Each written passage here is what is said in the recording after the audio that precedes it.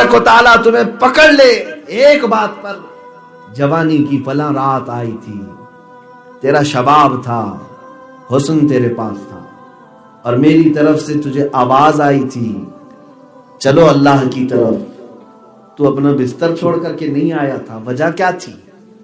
کیا سبب تھا؟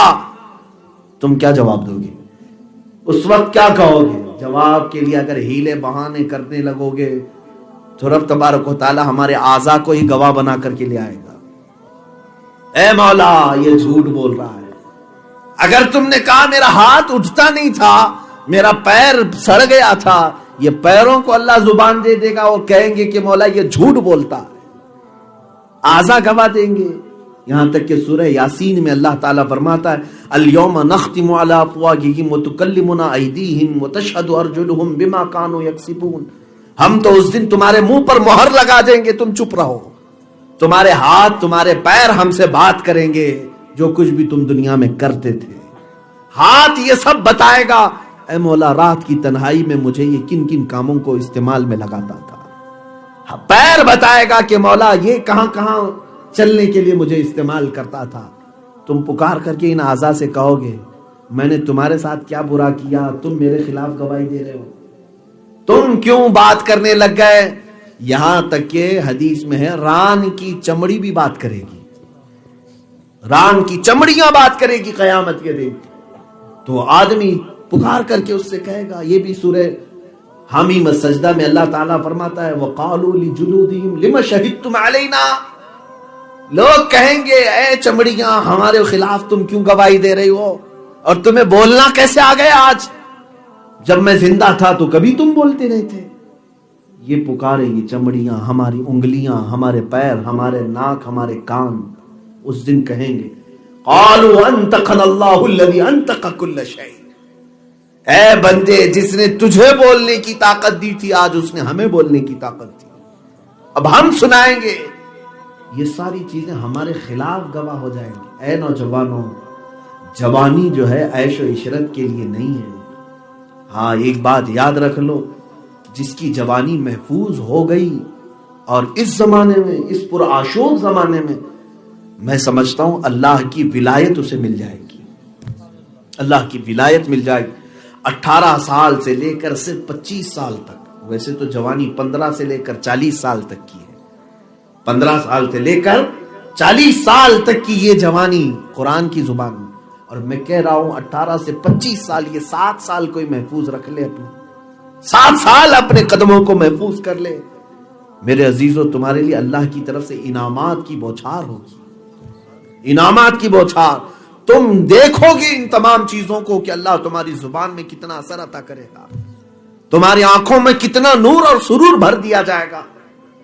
لیکن جنہوں نے ڈیمیج کر لیا اپنی جوانی کو، ان سے ساری برکتیں اور رونقیں چھین لی جاتی ہیں، زبان کا اثر ختم کیا جاتا ہے، نگاہوں کا اثر مار دیا جاتا ہے، دل ہمیشہ وسوسوں میں مبتلا رہ جاتا ہے، پیٹ گندی چیزوں کی خواہش کرنے لگتا ہے، جبکہ قرآن کہہ رہا ہے قد افلح المؤمنون، ایمان والے تو کامیاب ہو چکے۔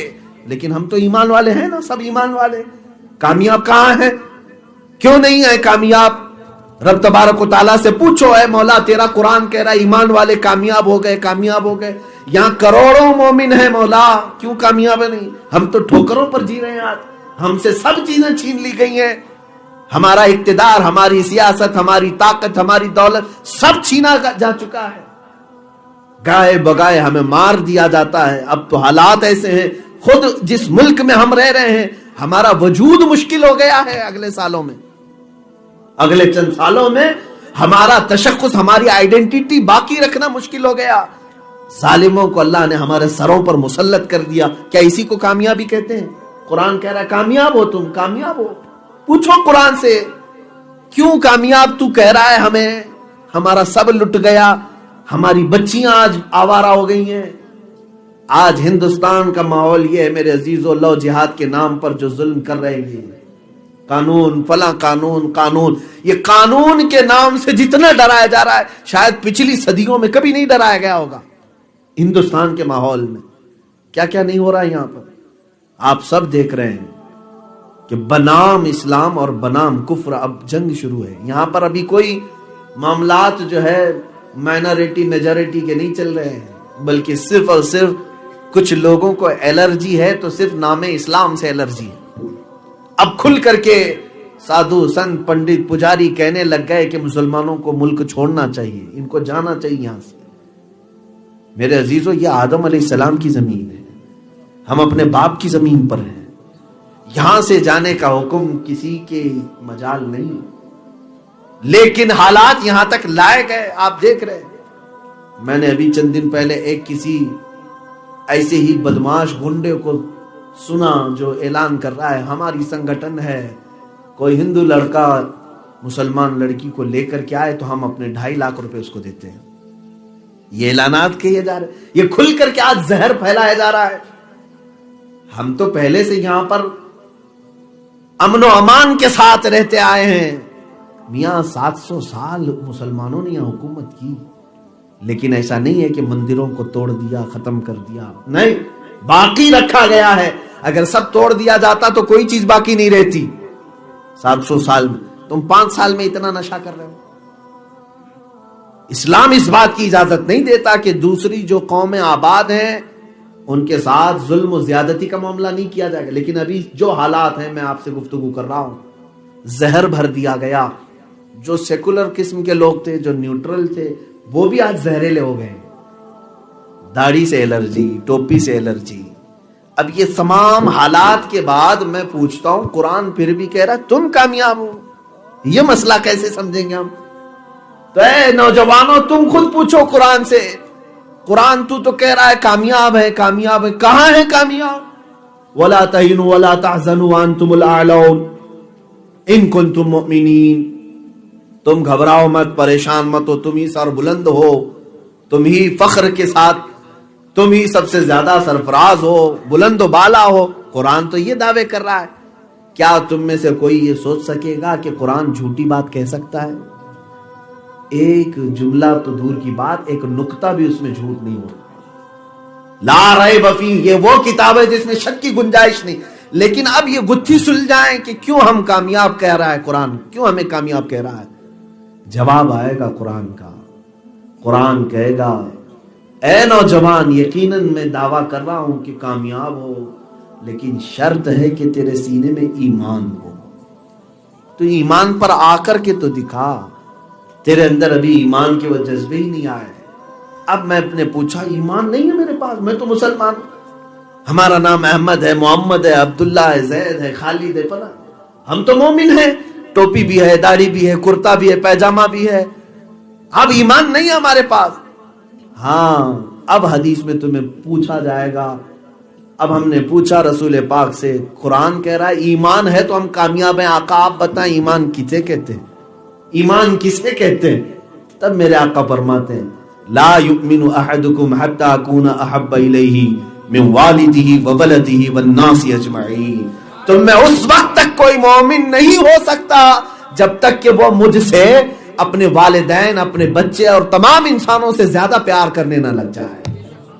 جب تک رسول اس کے نزدیک سب سے زیادہ محبوب نہ ہو، اس وقت تک کوئی کامل مومن نہیں ہو سکتا. اب یہاں آ کر کے ہمیں پوچھنا پڑے گا اپنے سینے سے، اپنے دل سے، اے نوجوان، کیا تو اپنے رسول سے ویسی محبت کرتا ہے؟ کیا تو اپنے بھائی بہن، بیٹے، ماں باپ، سارے انسانوں سے زیادہ اپنے رسول کو چاہتا ہے؟ ہو سکتا ہے تمہاری زبان کہہ دے گی ہاں میں چاہتا ہوں، لیکن تمہارا دل جھٹلائے گا نہیں، تو نہیں چاہتا اپنے رسول سے، تو کسی اور کے چہرے کو پسند کرتا ہے. اگر تجھے رسول سے عشق ہوتا تو تیرا چہرہ ہی بتا رہا ہوتا. اگر تجھے رسول سے محبت ہوتی تو تیرے اعمال ہی بتا رہے ہوتے. نہیں میرے عزیز، تو کسی اور کا دل دادا ہے، زبان کچھ اور کہہ رہی، عمل کچھ اور کہہ رہا ہے. اسی لیے سیدنا ابو بکر شبلی رحمت اللہ تعالی علیہ فرماتے ہیں میری زندگی میں سب سے ٹف سوال، سب سے مشکل سوال کیا ہے؟ اگر کسی نے پوچھ لیا کہ آپ رسول اللہ سے محبت کرتے ہیں، میں آپ سے پوچھ رہا ہوں، آپ جواب میں کیا کہیں گے؟ ظاہر سی بات ہے ہاں کہیں گے. حضرت ابو بکر شبلی فرماتے ہیں میری زندگی کا سب سے مشکل سوال ہے. اگر نہ کہہ دوں تو ایمان ہی چلا جائے گا، اگر نہیں کہہ دیا، محبت نہیں کرتا، تو ایمان ہی ختم ہو جائے گا. اور اگر ہاں کہوں تو جھوٹا پڑ جاتا ہوں. کہ دل ملامت کرنے لگتا ہے تو کہاں اور تیرے رسول کہاں.